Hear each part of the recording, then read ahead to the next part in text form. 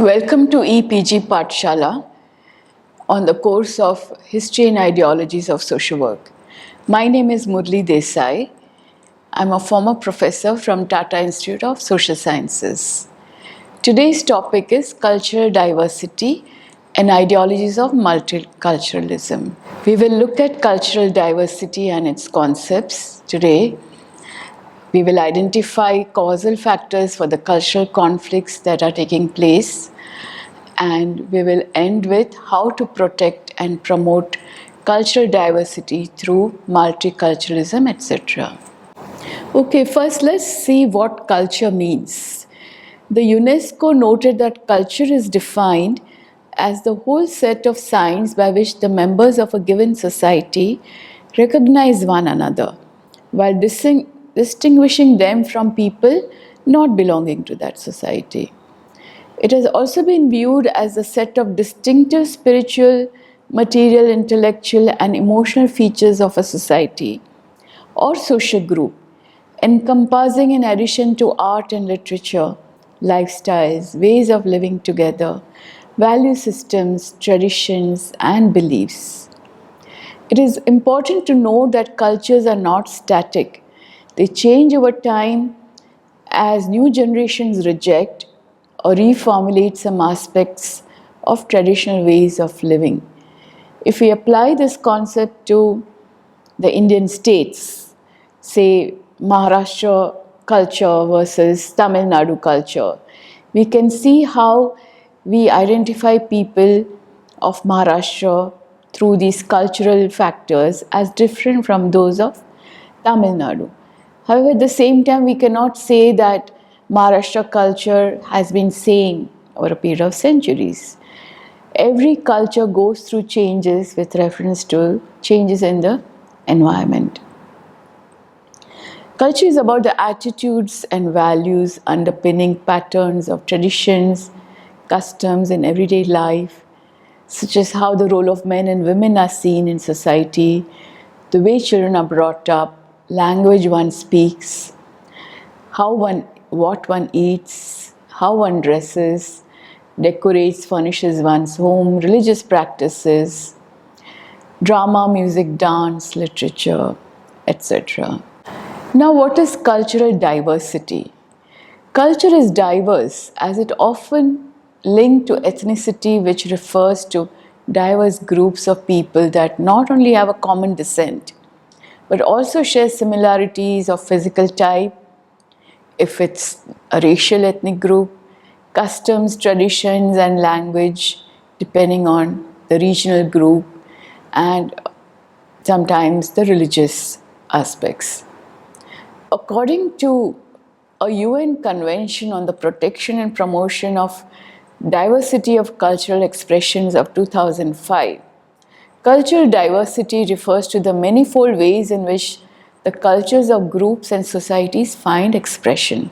It is made manifest not only through the varied ways in which the cultural heritage of humanity is expressed, augmented and transmitted through the variety of cultural expressions, which we discussed just a while ago, but also through diverse modes of artistic creation, production, dissemination, distribution, enjoyment, what are the means and technologies used. There is a need to emphasize the universality of human rights while maintaining cultural differences, because we say human rights are universal, but we are saying culturally there is diversity. So is there a contradiction? There is a need to emphasize that both need to be balanced. Full and unqualified recognition of cultural diversity strengthens the universality of human rights and ensures their effective exercise. It is also important to understand cultural relativity as a practice of evaluating any culture by its own standards and trying not to project your value system onto them. An example very often given at the international level is that in India, parents prefer to sleep their children with them in their own bedroom. Whereas in the United States, the babies are supposed to have, even as babies, separate bedrooms. Because culturally, They require that there is separation of the two. However, Indians do not find it appropriate, and the Americans do not find the Indian practice appropriate. And therefore, there's a need to see culture in a relative manner. That there are reasons that groups of people do what they do because it makes good sense to them. So instead of being judgmental about another culture, it is important to see cultural practices in their context. However, although cultural diversity is as important as biodiversity, which is important for sustainable environment, cultural diversity is important for sustainable societies. But there are threats to cultural diversity. Let us see what these are. Now, development, as we have seen in earlier modules, has brought about a monocultural approach which is based on individualism and consumerism. And therefore, it is all similar. Today you find people wearing similar clothes all over the world.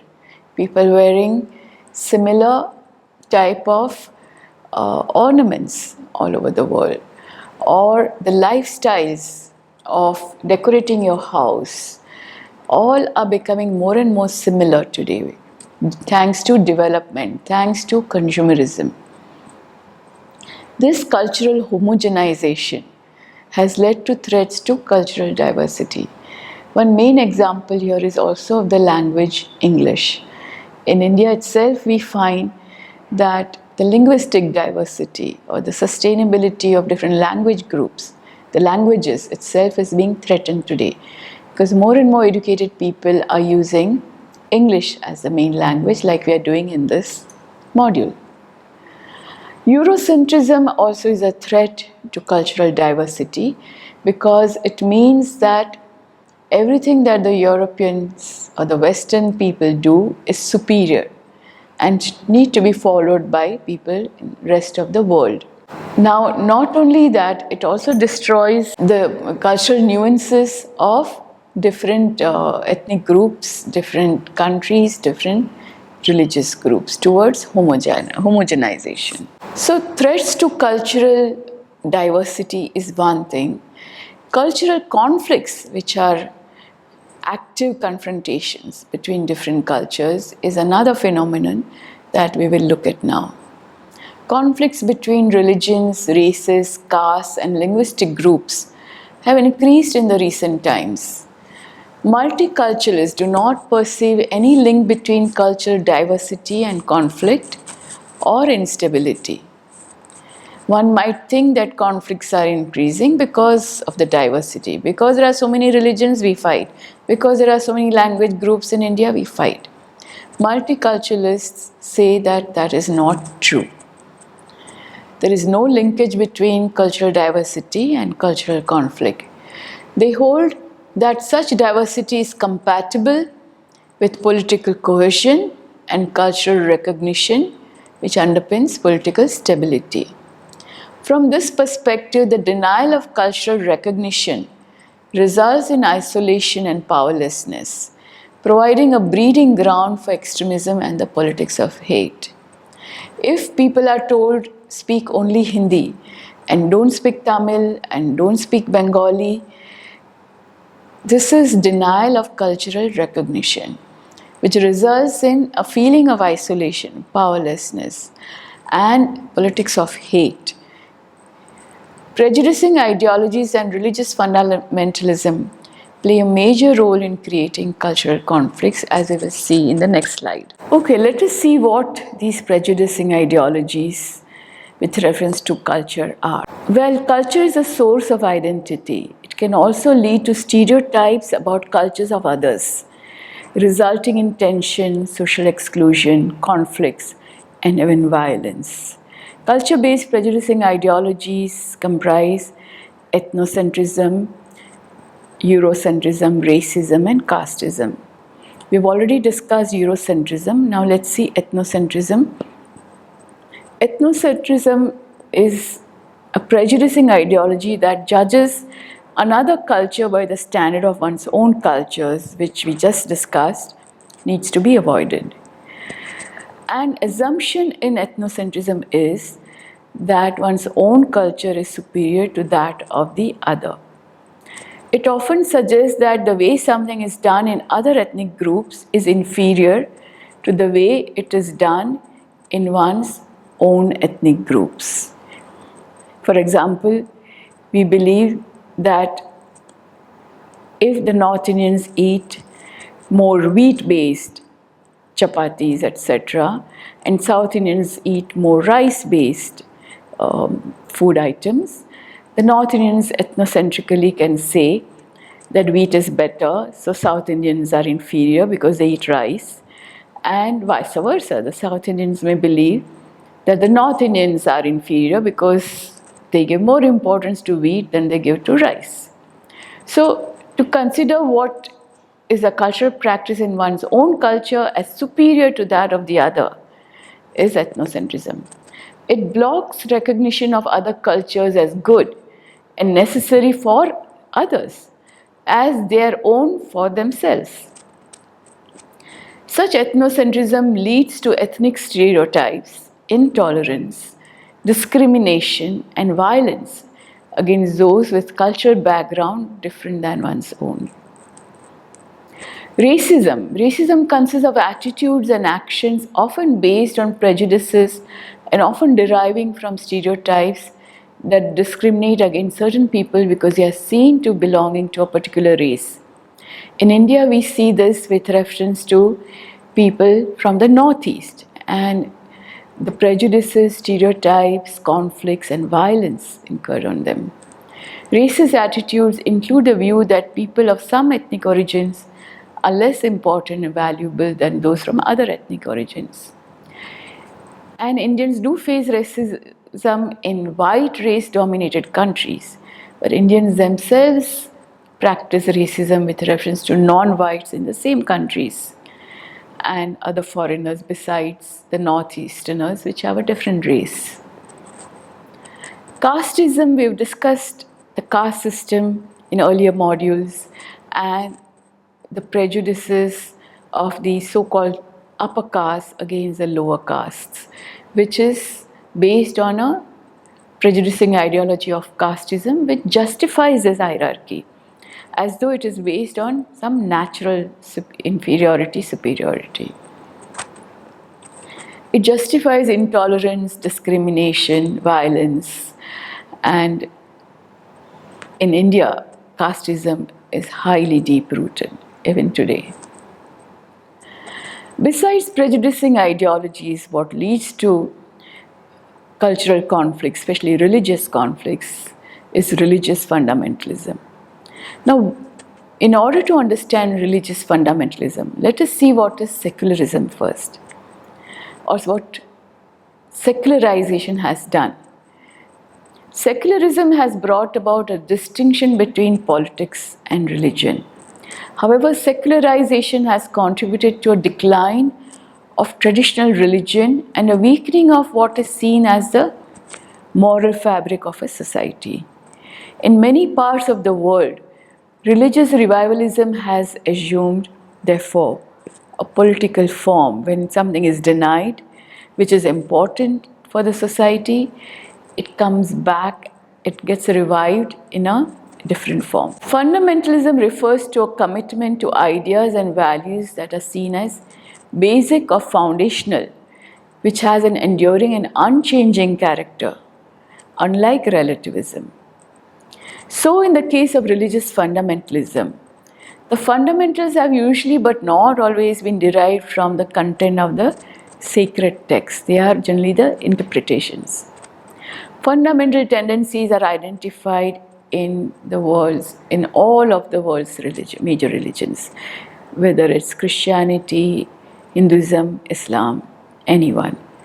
Religious fundamentalism has arisen out of religious ignorance and prejudices and as a reaction to politicization, secularization, and homogenization. In the context of colonization, where they were actually the local peoples religions were considered inferior.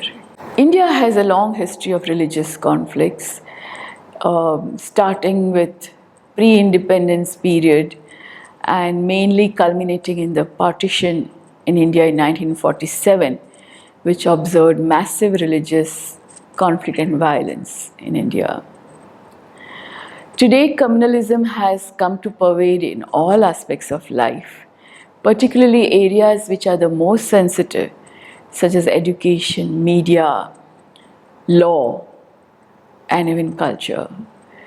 Communal politics in India has resorted to manipulation or distortion of historical facts to incite religious sentiments and consciousness.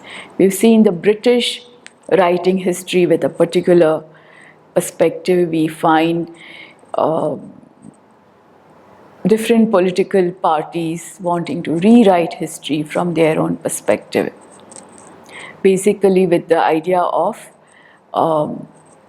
communalizing education, communalizing politics. The intensification of communal politics have led to incidents of mass communal violence like the anti-Sikh riots of '84, bomb blasts in 1993, terrorist attack in Mumbai in 2008, Gujarat riots in 2002, and so on, which has caused loss of life and property, gross violation of fundamental human rights, marginalization and disenfranchisement of certain sections of people.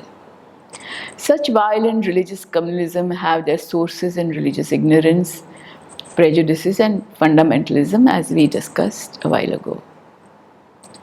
The causes of religious conflict are complex, deep-seated and multidimensional.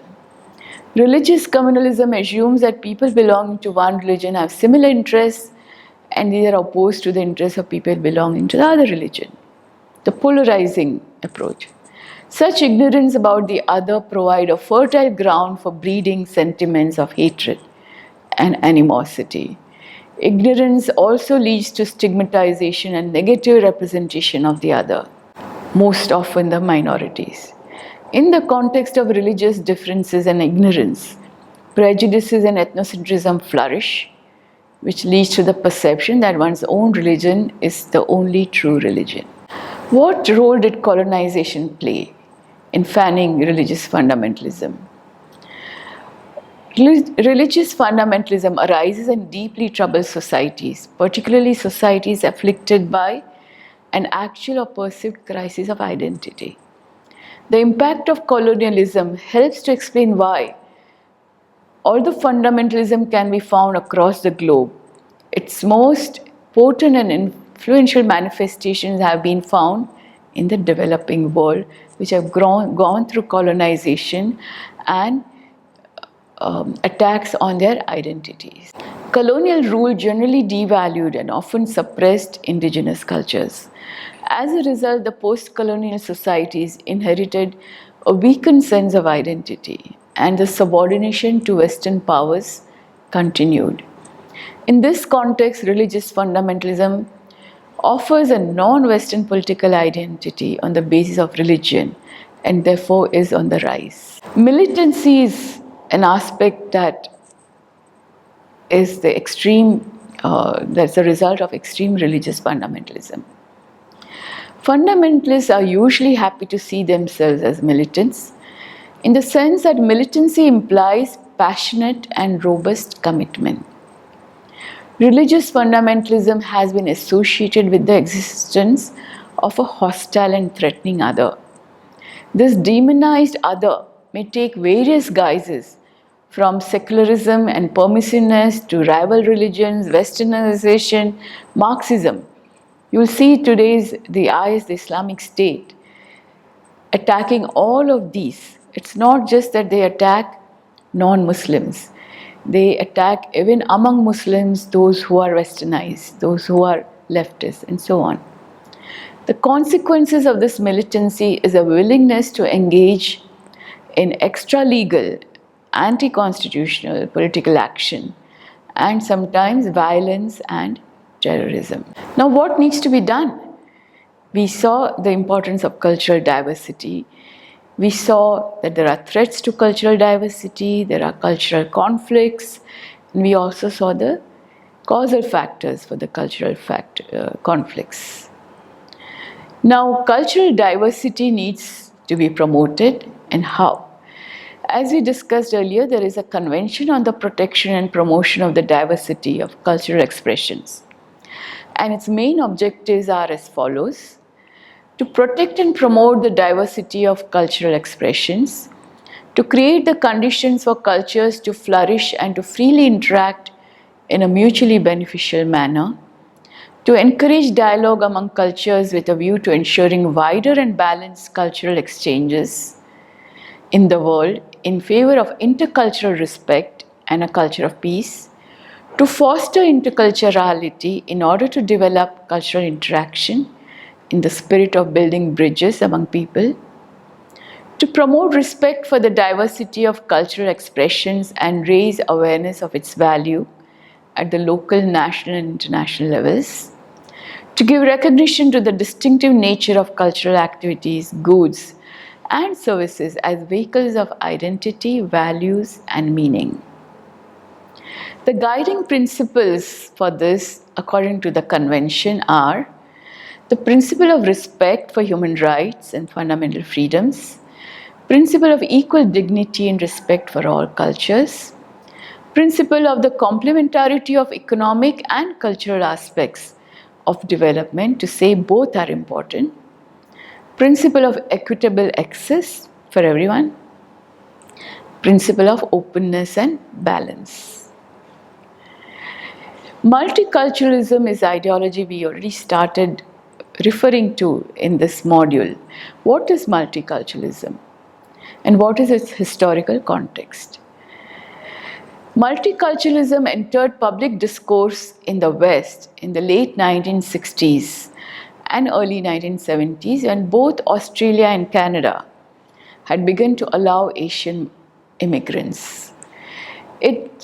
Multiculturalism refers to the policies by central states and local authorities that have been put in place to manage and govern the new multi-ethnicity created by these non-white immigrant populations.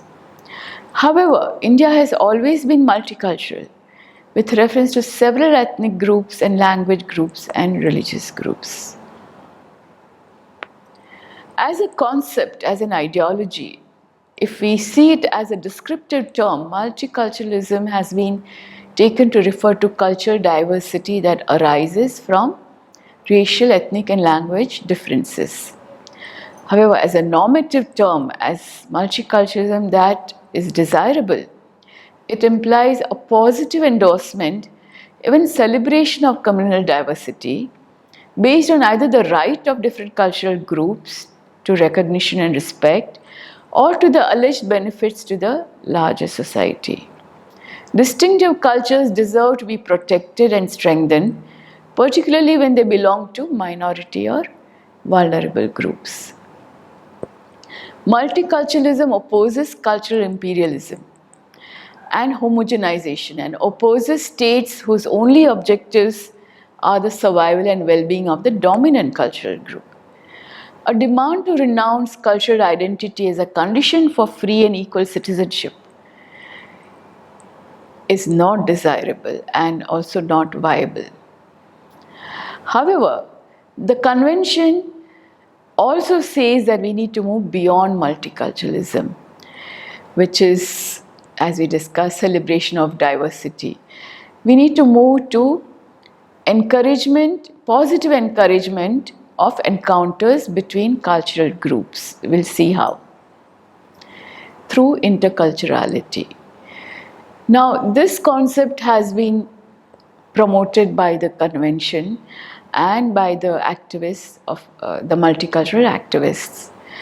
Now, let's see what it means. According to this UN convention, interculturality refers to the existence and equitable interaction of diverse cultures and the possibility of generating shared cultural expressions through dialogue and mutual respect. It presupposes multiculturalism and results from intercultural exchange and dialogue, which is important. A multicultural existence may imply learning about other cultures to produce an acceptance or at least tolerance of different cultures in a society. On the other hand, an intercultural approach aims to go beyond passive coexistence to achieve a developing and sustainable way of living together in multicultural societies through the creation of understanding of, respect for, and dialogue between the different cultural groups. Some schools, some countries, some states, some regions which are experimenting with compulsory foreign language concept. Some generally there will be schools and colleges which say you either take Sanskrit or French or whatever, but there are schools which say you have to take a language which is not yours, and it could be from any of these which they may be offering in their educational system. So this is one example of how interculturality can be promoted. Multiculturalism may suggest official recognition for different languages or religions in a given state. But interculturality, which goes beyond that, requires that the majority be encouraged to learn about the minorities and with it the literature and culture of a minority and vice versa. The minority to be encouraged to learn about other minorities as well as about the majority. Minority cultural rights is an important component of multiculturalism. The term minority culture generally refers to the culture of the marginalized or the vulnerable groups who live in the shadow of majority populations with a different and dominant cultural ideology, the majority culture. The non-dominant position of minority groups does not always derive from the numerical weakness. It often has a qualitative dimension linked to the specific cultural and socio-economic characteristics of the community. For example, there are villages where the majority of the castes may be those belonging to the scheduled castes, and there may be just few families that belong to the upper castes. However, the dominant culture, the dominant identity is that of the minority upper caste groups. Such characteristics can produce value systems and lifestyles that are very different from or even incompatible with those of more dominant groups in society.